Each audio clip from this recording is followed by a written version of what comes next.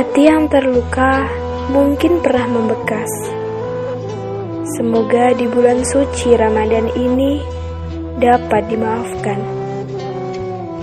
Apabila ada langkahmu bekas lara, apabila lisan yang berucap tak indah menoreh luka, dan apabila ada tingkah yang tidak menyenangkan, mohon maafkan lahir dan batin ini. Mari kita kembali kepadanya. Marhaban ya Ramadan. Hati-hati guys, dunia sekarang makin tua. Pagi hujan, siang panas, malam rindu.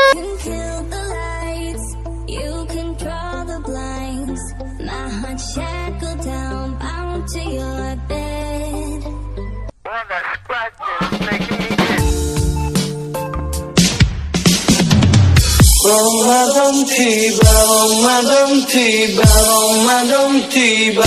Marhaban ya Ramadan.